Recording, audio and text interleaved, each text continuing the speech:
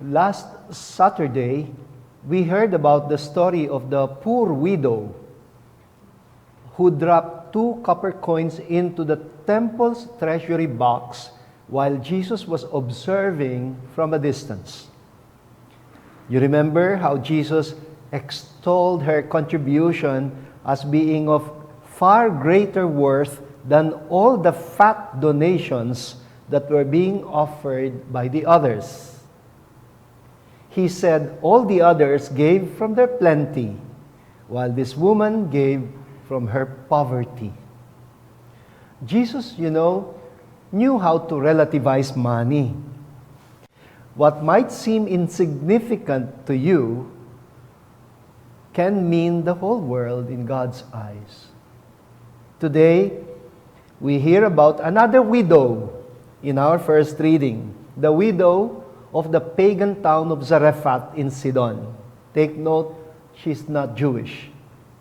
The story goes that it was famine in the land, and this woman had no food left but a handful of flour in her jar and a little oil in her jug. In fact, she was already gathering sticks to make fire and was about to use up the last cup of flour and oil that she had to make it into bread for her last meal with her son, her little boy, and prepare themselves to die of hunger, which was typical in the times of famine back in those days. And yet, she did not mind sharing her last morsel of bread with a hungry man who happened to be the prophet Elijah. As a result, her jar of flour never went empty, nor did her jug of oil. The prophet was correct in his assurance that the Lord could not possibly be outdone in generosity. Dear brothers and sisters, in the past several months of the COVID pandemic, I have heard from our mission stations many heartwarming stories about poor people helping their fellow poor. Actually, before the COVID pandemic began, we were engaged in a relief operation for the people of Taal. I usually write a circular letter asking our Sunday Mass goers in our parishes and mission stations to announce in advance that they were welcome to make whatever contribution they could offer, whether in cash or in kind, and bring it the following Sunday so they could prepare it for that specific purpose.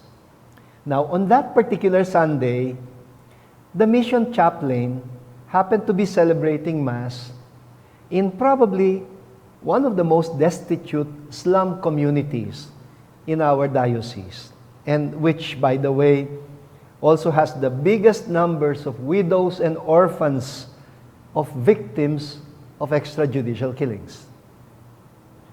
Just months before that, the community had also experienced a disaster. A big fire had razed their homes to the ground, and they had to rebuild from scratch again.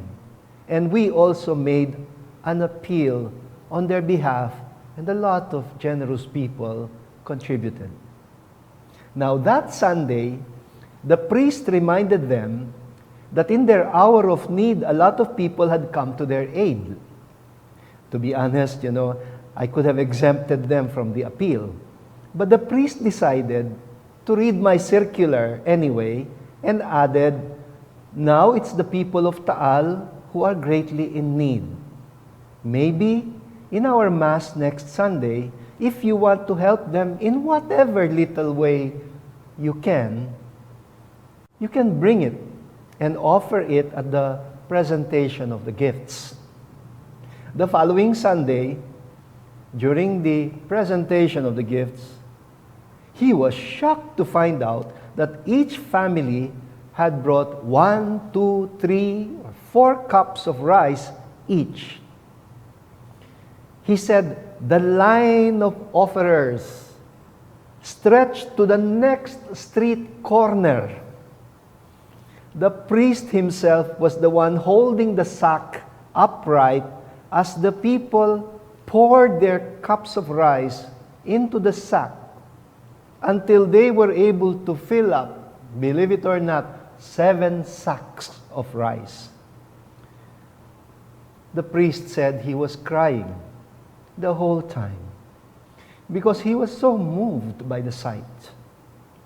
They had to keep repeating the offertory song to accompany what to him seemed like an endless flow of generosity. Stories like these have also led me to believe that there is something more contagious than the coronavirus. It is generosity. The last cup of rice, when it is shared, becomes bottomless. Somehow, God cannot be outdone in generosity. I think I told you also about that man who received a food bag from the local government unit and brought it to San Roque Cathedral to ask our Caritas to give it to someone who might need it more. And our Executive Secretary, Sister May, took a picture of the man wearing a face mask, handing to our Caritas the food pack with 5 kilos of rice, some canned goods, noodles, and coffee, and she sent the photo to me. I posted it on my Facebook page without identifying the man. And believe it or not, his story had so touched many hearts.